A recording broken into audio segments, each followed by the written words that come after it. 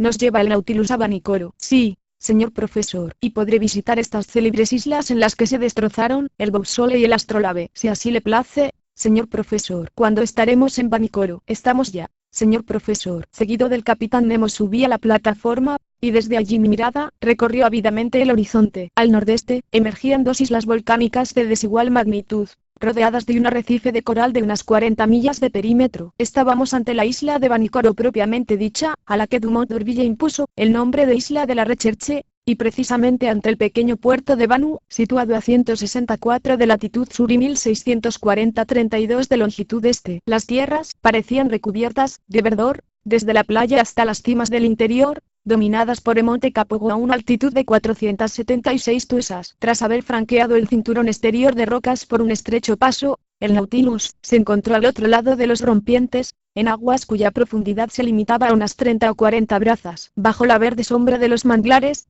vi algunos salvajes que manifestaban una viva sorpresa. En el largo cuerpo negruzco que avanzaba a flor de agua no veían ellos un formidable cetáceo, del que había que desconfiar. En aquel momento, el capitán Nemo me preguntó qué era lo que yo sabía acerca del naufragio de la Pérouse. Lo que sabe todo el mundo, capitán, le respondí. ¿Y podría decirme qué es lo que sabe todo el mundo? Me preguntó con un tono un tanto irónico. Con mucho gusto. Y le conté lo que los últimos trabajos de Dumont d'Urville habían dado a conocer y que muy sucintamente resumido, es lo que sigue. La Pérouse y su segundo, el capitán de Langley, fueron enviados por Luis XIV, en 1785, en un viaje de circunnavegación a bordo de las corbetas Boussole y Astrolabe, que nunca más reaparecerían. En 1791, el gobierno francés, inquieto por la suerte de las dos corbetas, armó dos grandes navíos, Recherche y Esperance, que zarparon de Brest el 28 de septiembre, bajo el mando de Bruni d'Entre Casteaux. 2 meses después, se supo por la declaración de un tal Boven, capitán del Albermale, que se habían visto restos de los buques naufragados en las costas de la Nueva Georgia. Pero ignorando d'Entre Casteaux tal comunicación, bastante incierta, por otra parte, se dirigió hacia las islas del Almirantazgo, designadas en un informe del capitán Hunter como escenario del naufragio de la Pérouse. Vanas fueron sus búsquedas. La Esperanza y la Recherche pasaron incluso ante Vanikoro sin detenerse. Fue un viaje muy desgraciado, pues costó la vida a d'Entre Casteaux, a 2 de sus oficiales y a varios marineros de su tripulación. Sería un viejo navegante del Pacífico, el capitán Dillon,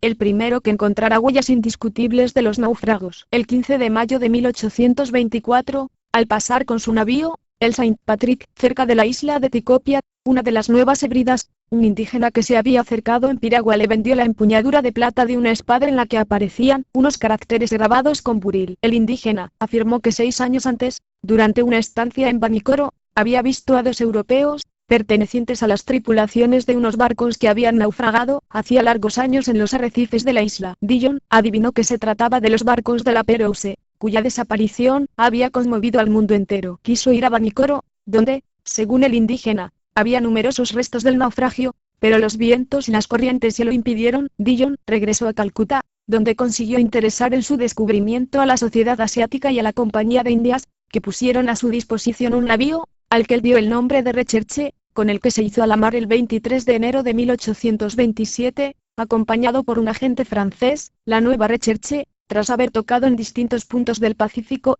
fondeó ante Vanikoro el 7 de julio de 1827, en la misma rada de Vanu en la que se hallaba el Nautilus en ese momento. Allí pudo recoger numerosos restos del naufragio, utensilios de hierro, áncoras, estrobos de poleas, cañones, un obús del 18, restos de instrumentos de astronomía, un trozo del coronamiento y una campana de bronce con la inscripción, Bathing me hizo, marca de la fundición del arsenal de Brest hacia 1785. La duda ya no era posible. Estuvo Dillon completando sus investigaciones en el lugar del naufragio hasta el mes de octubre. Luego, zarpó de Vanikoro, se dirigió hacia Nueva Zelanda, y llegó a Calcuta el 7 de abril de 1828. Viajó después a Francia, donde fue acogido con mucha simpatía por Carlos X. Pero mientras tanto, ignorante Dumont d'Urville de los hallazgos de Dillon, había partido para buscar en otro lugar el escenario de naufragio. Y, en efecto, se había sabido por un bafionero que unas medallas y una cruz de San Luis se hallaban entre las manos de los salvajes de la Luisiada y de la Nueva Caledonia. Dumont d'Urville se había hecho, pues, a la mar,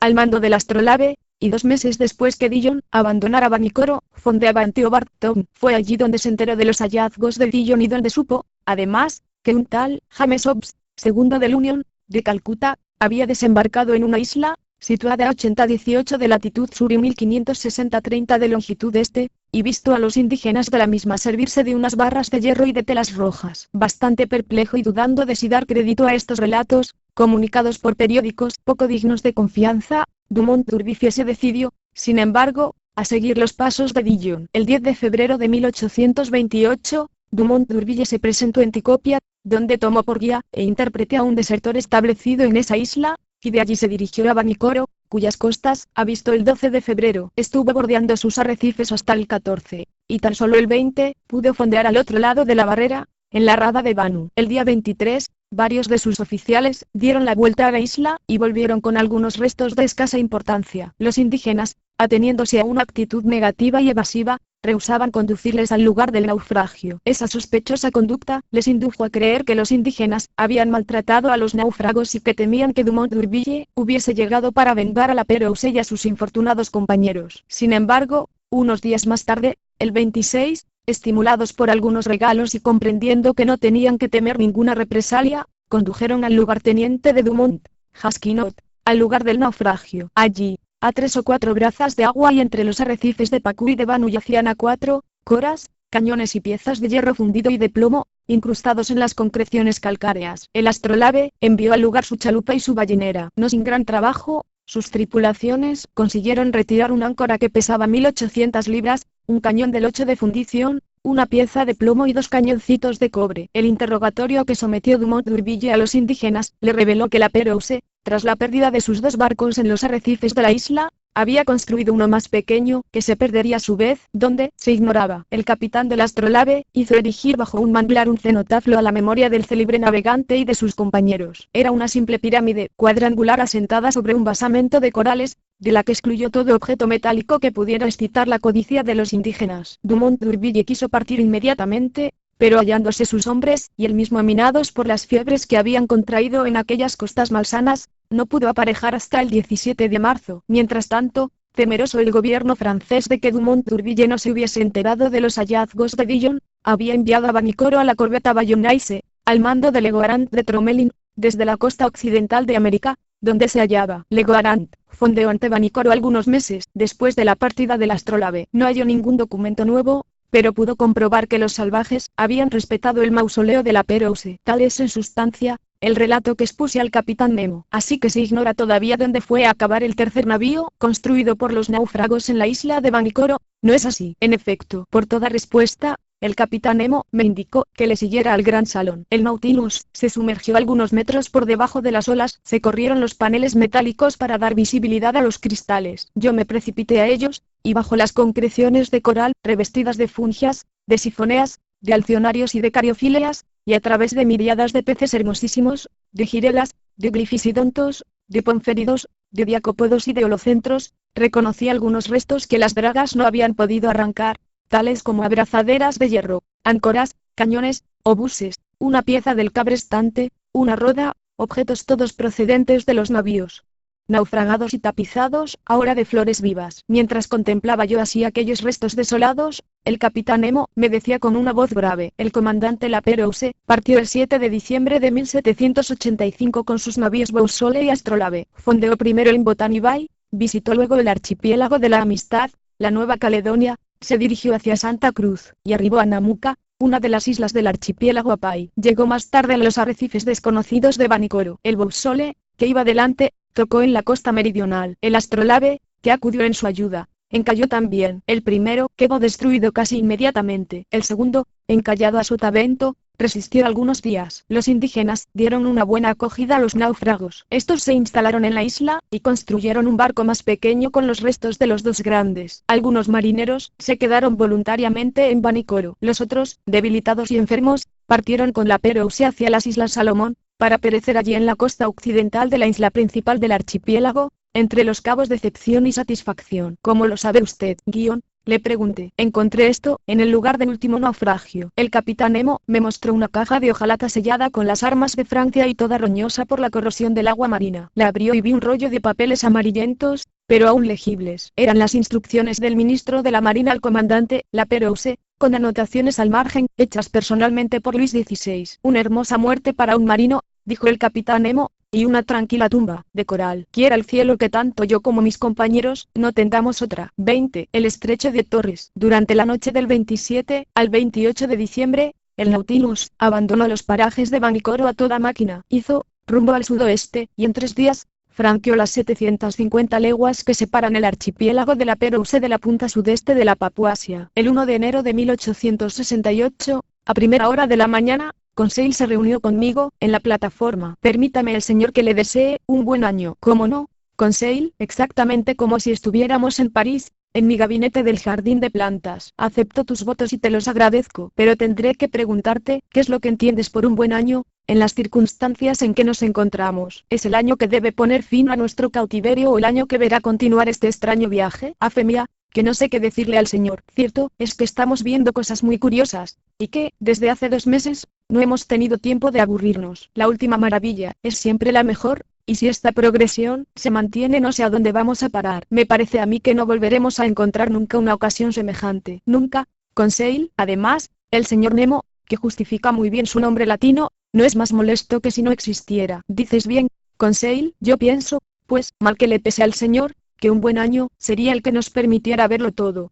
Quizá fuera entonces un poco largo. ¿Pero qué piensa de esto Ned Land? Ned Land piensa exactamente lo contrario que yo. Es un hombre positivo, con un estómago imperioso. Pasarse la vida mirando y comiendo peces no le basta. La falta de vino, de pan, de carne, no conviene a un digno sajón familiarizado con los bistecs, y a quien no disgusta ni el brandy, ni la ginebra en proporciones moderadas. No es eso lo que a mí me atormenta, Conseil. Yo me acomodo muy bien al régimen de a bordo. Igual que yo, respondió Conseil. Por eso, yo quiero permanecer aquí tanto como Ned Land quiere fugarse. Así, si el año que comienza no es bueno para mí, lo será para él y recíprocamente. De esta forma, siempre habrá alguno satisfecho. En fin, y para concluir, deseo al señor lo que desee el señor. Gracias, Conseil. Únicamente te pediré que aplacemos la cuestión de los regalos y que los reemplacemos provisionalmente por un buen apretón de manos. Es lo único que tengo sobre mí. Nunca ha sido tan generoso el señor, respondió Conseil, y el buen muchacho se fue. El 2 de enero, habíamos recorrido 11.340 millas desde nuestro punto de partida en los mares del Japón. Ante el espolón del Nautilus, se extendían los peligrosos parajes del Mar del Coral,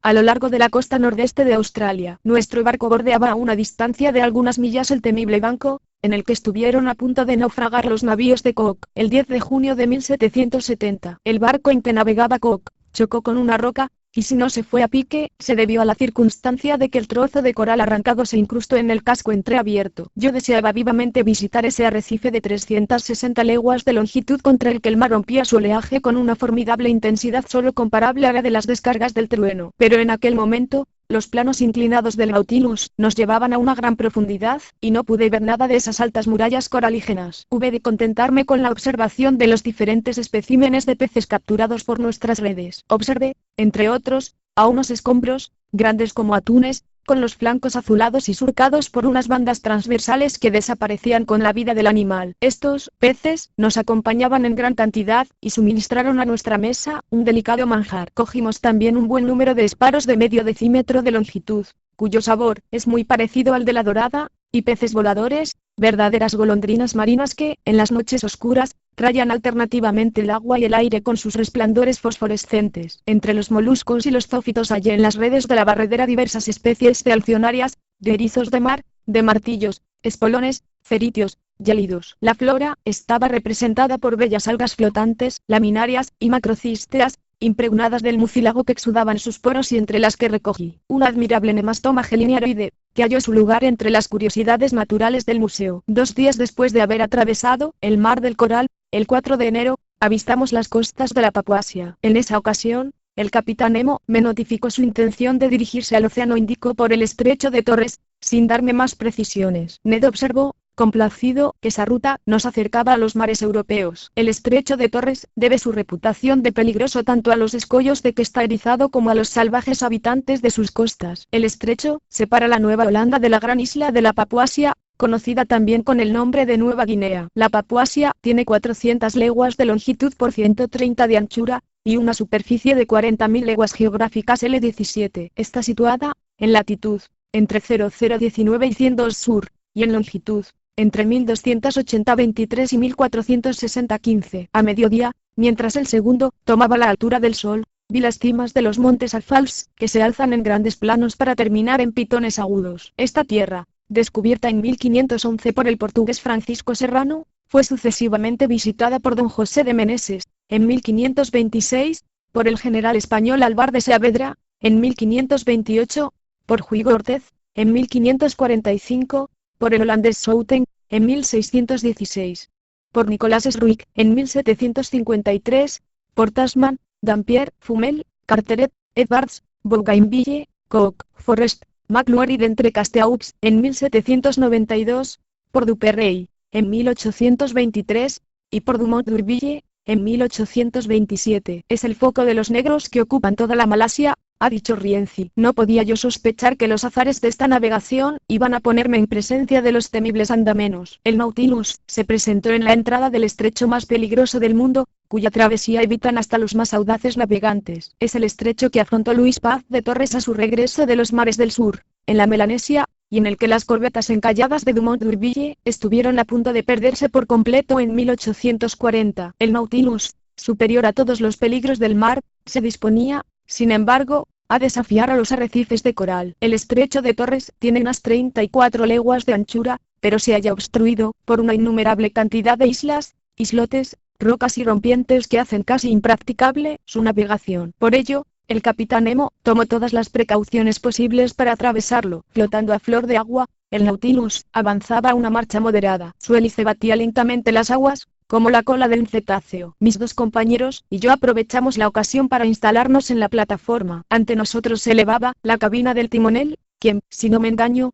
debía ser en esos momentos el propio capitán Nemo. Tenía yo a la vista los excelentes mapas del estrecho de Torres levantados y trazados por el ingeniero hidrógrafo Vincent Dumoulin, por el teniente de navío Coupen Boyce, almirante en la actualidad, integrantes del Estado Mayor de Dumont d'Urville durante el último viaje de circunnavegación realizado por este. Estos mapas son, junto con los del capitán King, los mejores para guiarse por el intrincado laberinto del estrecho, y yo los consultaba con una escrupulosa atención. El mar se agitaba furiosamente en torno al Nautilus. La corriente de las olas, que iba del sudeste al noroeste con una velocidad de 2,5 millas, se rompía en los arrecifes que asomaban sus crestas por doquier. Mal está la mar, dijo Ned Land. Detestable, en efecto, le respondí, más aún para un barco, como el Nautilus. Muy seguro tiene que estar de su camino este condenado capitán, dijo el canadiense, para meterse por aquí, entre estas barreras de arrecifes que solo con rozarlo pueden romper su casco en 1000 pedazos. Grande era el peligro, en efecto, pero el Nautilus parecía deslizarse como por encanto en medio de los terribles escollos. No seguía exactamente el rumbo del astrolabe y de la Celee, que tan funesto fue para Dumont d'Urville, sino que, orientándose más al norte, pasó ante la isla Murray para luego dirigirse al sudoeste, hacia el paso de la Cumberland. Por un momento temí que fuera a chocar con ella, pero puso rumbo al noroeste para dirigirse, a través de una gran cantidad de islas e islotes poco conocidos, hacia la isla Tound y el Canal Malo. Ya estaba yo preguntándome si el capitán Nemo, imprudente hasta la locura, iba a meter su barco por aquel paso en el que habían encallado las dos corbetas de Dumont d'Urville, cuando, modificando por segunda vez su rumbo hacia el oeste, se dirigió hacia la isla Gueboroar. Eran las 3 de la tarde y la marea alcanzaba ya casi la pleamar. El Nautilus se acercó a aquella isla, todavía intacta en mi memoria con su hilera de pandanes. Navegábamos a unas 2 millas de la isla, cuando, súbitamente, un choque me derribó. El Nautilus acababa de tocar en un escollo, y quedé inmovilizado tras bascular ligeramente al babor. Cuando me reincorporé, vi en la plataforma al capitán Nemo y a su segundo, examinando la situación del barco y hablando en su incomprensible idioma. A 2 millas, por estribor, se divisaba la isla Gueboroar, cuya costa se redondeaba desde el norte al oeste como un inmenso brazo. Hacia el sur y el este el reflujo comenzaba a dejar al descubierto las crestas de algunos arrecifes de coral. Habíamos tocado de lleno y en uno de esos mares que tienen mareas pobres, lo que dificultaba la puesta a flote del Nautilus. Sin embargo, este no parecía haber sufrido ninguna avería gracias a la extraordinaria solidez de su casco. Pero si no podía abrirse ni irse a pique, si corría el riesgo, en cambio, de permanecer para siempre aprisionado en esos escollos. Así, tal vez había acabado allí su carrera el aparato submarino del capitán Nemo. En tales términos, me planteaba yo la situación, cuando el capitán, frío y tranquilo, tan dueño de sí como siempre, sin manifestar la más mínima emoción o contrariedad, se acercó a mí. ¿Un accidente, guión?, le pregunté. No, un incidente, me respondió, pero un incidente que puede obligarle a ser nuevamente un habitante de esa tierra de la que huye. El capitán Nemo me miró de un modo singular, e hizo un gesto de negación, claramente expresivo de su convicción de que nada le obligaría nunca a regresar a tierra. Luego, me dijo: señor Aronnax, el Nautilus no está perdido, tranquilícese. Volverá a ofrecerle el espectáculo de las maravillas del océano. Nuestro viaje no ha hecho más que comenzar, y yo no deseo privarme tan pronto del honor de su compañía. Y, sin embargo, Capitán Nemo, le dije, sin darme por enterado del tono irónico de sus palabras, el Nautilus ha encallado en el momento de la pleamar, y dado que las mareas son débiles en el Pacífico y que no puede usted deslastrar al Nautilus, lo que me parece imposible, no veo cómo va a sacarlo a flote. Tiene usted razón, señor profesor. Las mareas no son fuertes en el Pacífico, pero en el estrecho de Torres hay una diferencia de 1 metro entre los niveles de las mareas altas y bajas. Estamos hoy a 4 de enero, y dentro de 5 días tendremos luna llena. Pues bien, mucho me sorprendería que nuestro complaciente satélite no levantara suficientemente estas masas de agua, haciéndome así un favor que solo a él quiero deber. Dicho esto, el Capitán Nemo, seguido de su segundo, se introdujo en el interior del Nautilus. Este permanecía completamente inmóvil, como si los pólipos coralíferos lo hubiesen enquistado ya en su indestructible cemento. ¿Y bien, señor Guion?, me preguntó Ned Land, que se había acercado a mí tras la marcha del capitán. Amigo Ned, que vamos a esperar tranquilamente la marea del día 9, ya que parece que va a ser la luna la encargada de ponernos a flote. Así de sencillo. Así de sencillo. ¿Cómo? ¿Es que el capitán no va a echar el ancla fuera, ni disponer su maquinaria para hacer todo lo posible por sacarlo tirando del espía? ¿Para qué? Puesto que bastará con la marea. Guion, dijo Conseil, el canadiense, le miró, y se alzó de hombros. Era el marino quien hablaba en él. ¿Puede usted creerme, señor, si le digo que este trasto de hierro no volverá a navegar por el mar, ni bajo el mar? Ya solo vale para venderlo como chatarra. Creo que ha llegado el momento de prescindir de la compañía del Capitán Nemo. Amigo Ned, respondí, yo tengo más confianza que usted en el Nautilus. De todos modos, dentro de 4 días sabremos a qué atenernos sobre las mareas del Pacífico. En cuanto a su consejo de darnos a la fuga, me parecería oportuno, si nos halláramos a la vista de las costas de Inglaterra, o de la Provenza, pero en estos parajes de la Papuasia la costa es muy diferente. No obstante, siempre tendremos ocasión de recurrir a esta extremidad, si el Nautilus no consigue salir a flote, lo que para mí sería muy grave. Pero, al menos, no podríamos poner pie en tierra. Guion, dijo Ned Land, ahí tenemos una isla. En esa isla hay árboles, y bajo esos árboles hay animales terrestres, portadores de chuletas y roast beefs,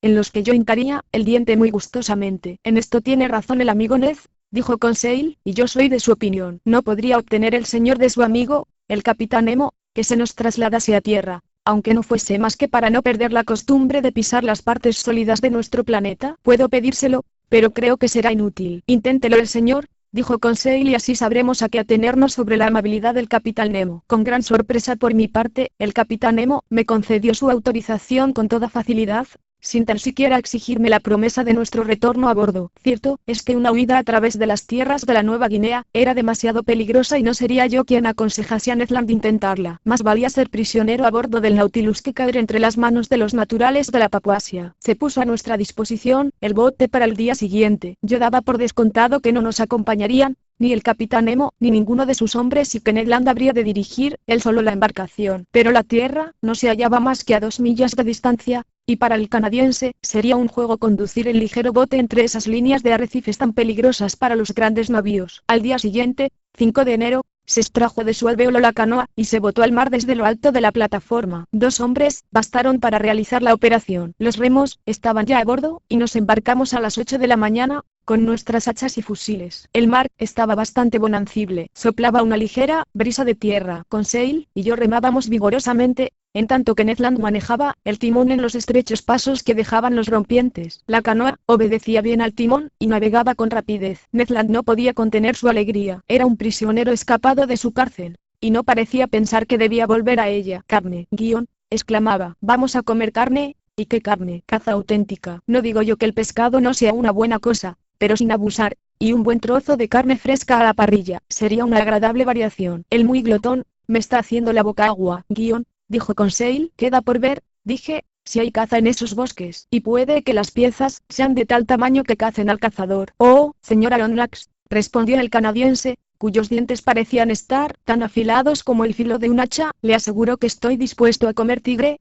solomillo de tigre, si no hay otro cuadrúpedo en esta isla. El amigo Ned es inquietante, dijo Conseil. Lo que sea, prosiguió Ned Land, cualquier animal de 4 patas sin plumas o de 2 patas con plumas, recibirá el saludo de mi fusil. He aquí que el señor Land vuelve a excitarse. No tema, señor Aronnax, respondió el canadiense, y remé con fuerza. No pido más de media hora para ofrecerle un plato a mi manera. A las 8:30, la canoa del Nautilus arribó a una playa de arena, tras haber franqueado con fortuna el anillo de coral que rodeaba la isla de Geboroar. 21. Unos días en tierra. Me impresionó vivamente tocar tierra. Ned Land pisaba el suelo como en un acto de posesión. No hacía más de 2 meses, sin embargo, que éramos, según la expresión del capitán Nemo, los pasajeros del Nautilus, es decir, en realidad, los prisioneros de su comandante. En pocos minutos, estuvimos a tiro de fusil de la costa. El suelo era casi enteramente madrepórico, pero algunos lechos de torrentes desecados, sembrados de restos eránticos, demostraban que la isla era debida a una formación primordial. Una cortina de hermosos bosques ocultaba el horizonte. Árboles enormes, algunos de los cuales alcanzaban 200 pies de altura, se unían entre ellos por guirnaldas galianas,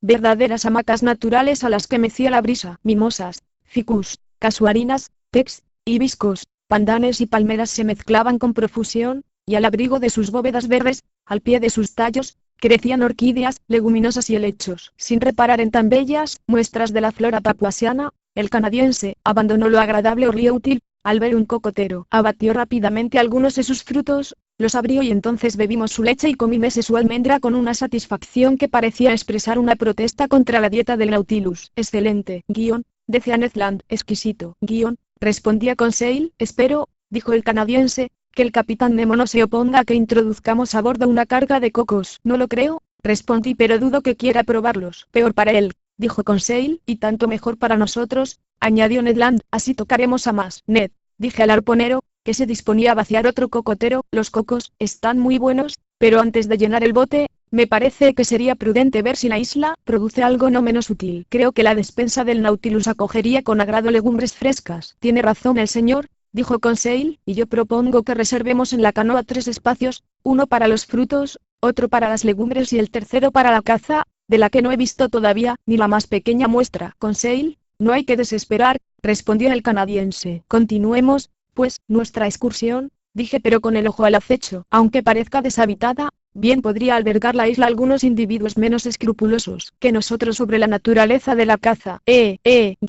Exclamó Ned Land, haciendo un significativo movimiento de mandíbulas. Pero Ned, exclamó Conseil, pues, ¿sabe lo que le digo? Que comienzo a comprender los encantos de la antropofagia. ¿Pero qué dice, Ned, exclamó Conseil, usted antropófago? Ya no podré sentirme seguro a su lado, durmiendo en el mismo camarote. Me despertaré un día semidevorado. Amigo Conseil, le quiero mucho, pero no tanto como para comérmelo sin necesidad. No sé, no me fío, dijo Conseil. A cazar. Es menester cobrar una pieza como sea para satisfacer a este caníbal.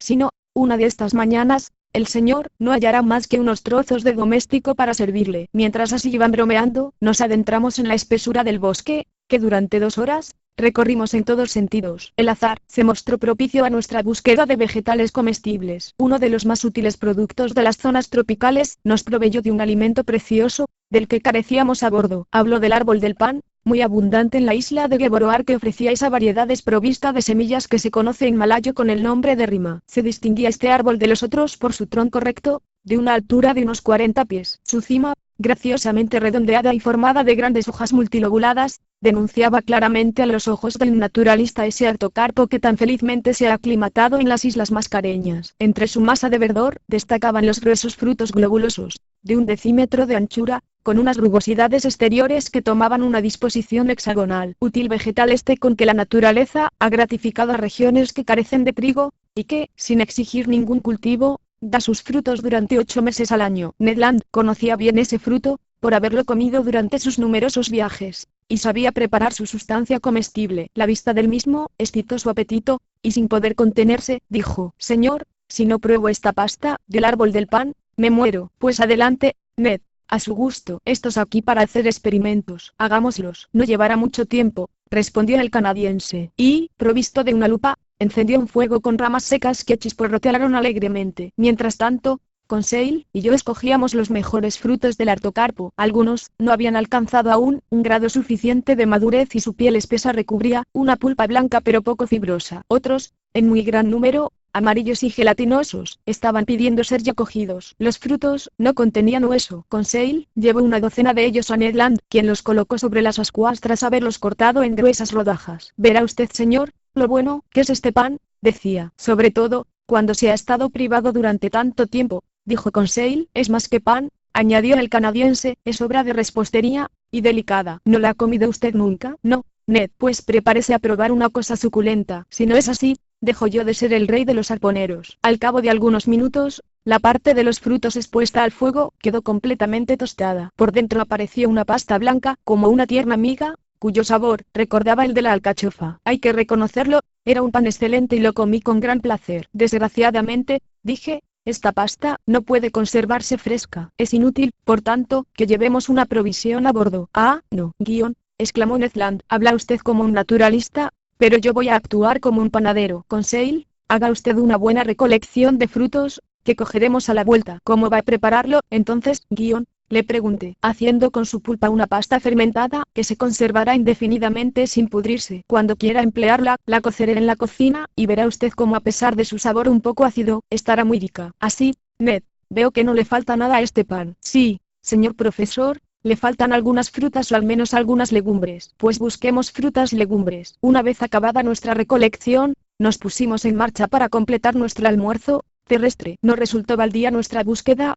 A mediodía, habíamos hecho ya una buena recolección de plátanos. Estos deliciosos productos de la zona tórrida maduran durante todo el año. Los malayos, que les dan el nombre de pisango, los comen crudos. Además de los plátanos, recogimos unas jacas enormes, fruta de sabor muy fuerte, mangos también muy sabrosos y piñas tropicales de un tamaño extraordinario. Estas tareas nos llevaron mucho tiempo, aunque a la vista de su resultado no cabía lamentarlo. Conseil no le quitaba ojo a Ned, que abría la marcha, e iba recogiendo al paso, con mano segura, magníficas frutas para completar nuestras provisiones. ¿No le falta nada a Ned, preguntó Conseil.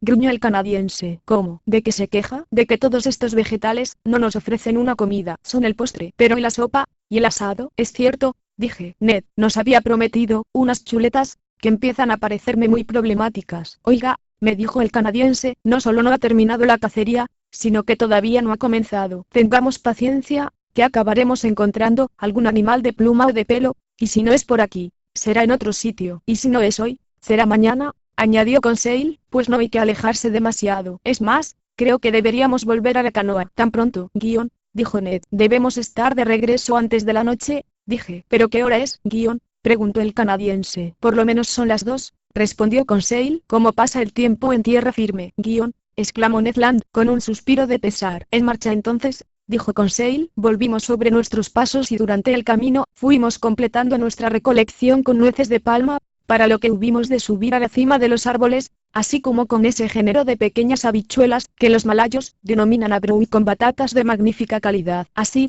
llegamos muy sobrecargados a la canoa, pero Ned Land no se hallaba todavía satisfecho con las provisiones. Le favoreció la suerte entonces, ya que en el momento en que iba a embarcar, vio varios árboles, de unos 25 a 30 pies de altura, pertenecientes a la familia de las palmas. Estos árboles, tan preciosos como el artocarpo, son considerados justamente como uno de los más útiles productos de Malasia. Eran sagus, vegetales silvestres que se reproducen, como los morales, por sus retoños y sus semillas. Ned Land conocía la manera de utilizar esos árboles, manejando el hacha con gran vigor, derribó 2 o 3 sagus, cuya madurez denunciaba el polvillo blanco que recubría sus palmas. Yo le observaba más con los ojos del naturalista que con los del hombre hambriento. Ned Land arrancaba de cada tronco una capa de corteza de 1 pulgada de espesor, dejando así al descubierto una red de fibras alargadas que formaban inextricables nudos amazacotados por una especie de harina gomosa. Esta fécula era el sagú, que constituye uno de los alimentos básicos de las poblaciones de la Melanesia. Ned Land se limitó de momento a cortar los troncos como si de leña se tratara, dejando para más tarde la extracción de la fécula, que habría de ser separada de sus ligamentos fibrosos, expuesta al sol para evaporar su humedad, y finalmente, depositada en moldes para endurecerse. Eran las 5 de la tarde cuando abandonamos las orillas de la isla, cargados con nuestras riquezas. Media hora más tarde, llegábamos al Nautilus. Nadie presenció nuestra llegada. El enorme cilindro de acero parecía deshabitado. Embarcadas nuestras provisiones, fui a mi camarote, en el que hallé la cena servida. Después de comer, me dormí. Al día siguiente, 6 de enero, sin novedad a bordo, ni un ruido, ni un signo de vida. La canoa se hallaba en el mismo lugar en que la habíamos dejado. Resolvimos volver a la isla Geboroar. Ned Land esperaba tener más fortuna que en la víspera, como cazador, y deseaba visitar otra parte de la selva. A la salida del sol, ya estábamos en marcha. Alcanzamos la isla en pocos instantes. Desembarcamos, y pensando que lo mejor era fiarse del instinto del canadiense, Seguimos a Ned Land, cuyas largas piernas amenazaban distanciarnos excesivamente. Ned Land siguió la costa hacia el oeste. Luego, tras haber vadeado algunos torrentes, llegamos a un altiplano bordeado de magníficos bosques. A lo largo de los cursos de agua, vimos algunos martines pescadores que no aceptaron nuestra proximidad. Su circunspección probaba que aquellos volátiles sabían a qué atenerse sobre los bípedos de nuestra especie, y de ello inferí que si la isla no estaba habitada, era, por lo menos, frecuentada por seres humanos. Tras haber atravesado una tupida pradera, llegamos al lindero de un bosquecillo animado por el canto y el vuelo de un gran número de pájaros. ¿Solo pájaros?, dijo Conseil. Los hay también comestibles, respondió el arponero. ¿Nuestros amigo Ned?, replicó Conseil, pues no veo más que loros. Conseil, el loro es el faisán de los que no tienen otra cosa que comer, dijo gravemente Ned. A lo que yo añadiré, intervine, que este pájaro, convenientemente preparado, puede valer la pena de arriesgar el tenedor. En medio del follaje del bosque, todo un mundo de loros volaba de rama en rama, sin más separación entre sus garriduras y la lengua humana que la de una más cuidada educación. Por el momento, garrían en compañía de cotorras de todos los colores, de graves papagayos, que parecían meditar un problema filosófico, mientras loritos reales de un rojo brillante pasaban, como un trozo de estambre llevado por la brisa, en medio de los calaos de ruidoso vuelo, de los papúas, esos palmípedos que se pintan con los más finos matices, del azul, y de toda una gran variedad de volátiles muy hermosos pero escasamente comestibles. Aquella colección carecía, sin embargo, de un pájaro propio de estas tierras hasta el punto de que nunca he salido de los límites de las islas de Aru y de las islas de los papúas. Pero la suerte me tenía reservada la posibilidad de admirarlo al poco tiempo. En efecto, después de atravesar un soto de escasa frondosidad, nos encontramos en una llanura llena de matorrales. Fue allí donde vi levantar el vuelo a unos magníficos pájaros a los que la disposición de sus largas plumas obligaba a dirigirse contra el viento. Su vuelo ondulado, la gracia de sus aéreos giros y los reflejos tornasolados de sus colores, atraían y encantaban la mirada. Pude reconocerlos sin dificultad. Aves del paraíso, exclamé. Orden de los paseriformes, sección de los clistomoros, respondió Conseil. Familia de las perdices, preguntó Ned Land. No lo creo, señor Land, pero cuento con su pericia para atrapar a uno de estos maravillosos productos de la naturaleza tropical. Lo intentaré, señor profesor, aunque estoy más acostumbrado a manejar el arpón que el fusil. Los malayos, que hacen un activo comercio de estos pájaros con los chinos,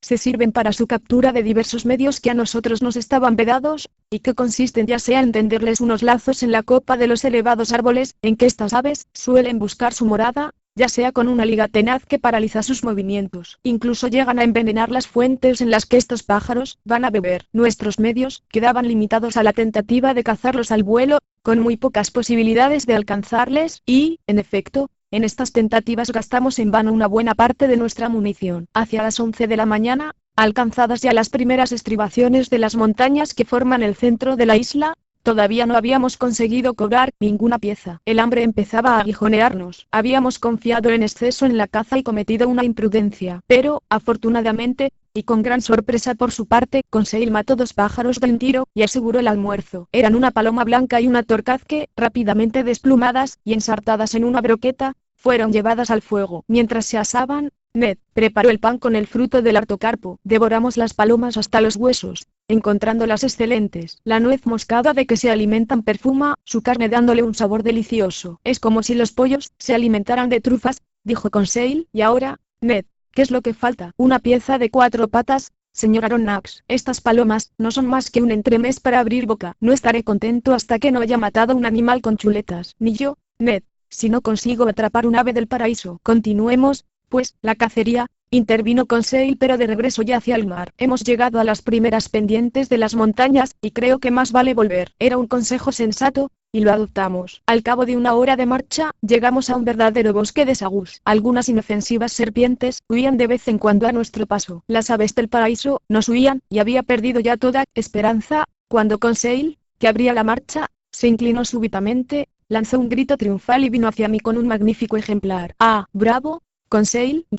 Exclamé, entusiasmado. Créame que no vale la pena de... ¿Cómo que no? Ahí es nada coger uno de estos pájaros vivos, y con la mano. Si el señor lo examina de cerca, podrá ver que no he tenido gran mérito. ¿Por qué, Conseil? Porque este pájaro está borracho. ¿Borracho? Sí, señor. Ebrio de la nuez moscada que estaba comiendo en la mirística en que lo he encontrado. Vea, amigo Ned, vea los terribles efectos de la intemperancia. Mil diantres. replicó el canadiense. Mire que echarme en cara la ginebra que he bebido desde hace 2 meses. Al examinar al curioso pájaro vi que Conseil no se equivocaba. El ave del paraíso, embriagada por el jugo espirituoso, estaba reducida a la impotencia, incapaz de volar y apenas de andar. Pero eso no me preocupaba, y le dejé dormir la mona. Nuestra presa pertenecía a la más hermosa de las 8 especies conocidas en Papuasia y en las islas vecinas, es decir, a la llamada Gran Esmeralda, que es, además, una de las más raras. Medía unos 3 decímetros de largo. Su cabeza era relativamente pequeña y los ojos, situados cerca de la abertura del pico, eran también de pequeño tamaño. Todo él era una sinfonía de colores, el amarillo del pico, el marrón de las patas y de las uñas, el siena de las alas que en sus extremidades se tornaba en púrpura, el amarillo pajizo de la cabeza y del cuello, el esmeralda de la garganta, el marrón de la pechuga y del vientre. Las plumas, largas y ligeras de la cola, de una finura admirable, realzaban la belleza de este maravilloso pájaro, poéticamente llamado por los indígenas pájaro de sol. Yo deseaba vivamente poder llevar a París aquel soberbio ejemplar de ave del paraíso, a fin de donarlo al jardín de plantas, que no posee ninguno vivo. ¿Es, pues, tan raro, preguntó el canadiense, con el tono del cazador poco inclinado a estimar la caza desde un punto de vista artístico? Muy raro, sí, y sobre todo, muy difícil de capturarlo vivo. Y aún muertos, estos pájaros son objeto de un comercio muy activo. Por eso, los indígenas han llegado incluso a fabricarlos, como se hace con las perlas y los diamantes. ¿Cómo? Dijo Conseil, ¿es posible falsificar las aves de paraíso? Sí, Conseil, ¿y conoce el señor el procedimiento de los indígenas? Sí, durante el monzón del este, las aves del paraíso pierden las magníficas plumas que rodean su cola, esas plumas, que los naturalistas han llamado subalares. Los falsificadores recogen esas plumas y las adaptan con mucha destreza a una pobre cotorra previamente mutilada. Luego tiñen las suturas, barnizan al pájaro y lo venden para su expedición a los museos y a los aficionados de Europa. Es una singular industria, esta. Bueno, dijo Ned Land, si el pájaro no es auténtico, si lo son sus plumas, y como no está destinado a ser comido, no lo veo mal. Si mis deseos estaban colmados con la posesión del pájaro del paraíso, no acontecía lo mismo con los del cazador canadiense. Pero, afortunadamente, hacia las 2, Ned Land pudo cobrarse un magnífico cerdo salvaje, un bariaután como lo llaman los naturales. Muy oportunamente había hecho su aparición aquel puerco que iba a procurarnos auténtica carne de cuadrúpedo, y fue bien recibido. Ned Land se mostró muy orgulloso de su disparo. El cerdo,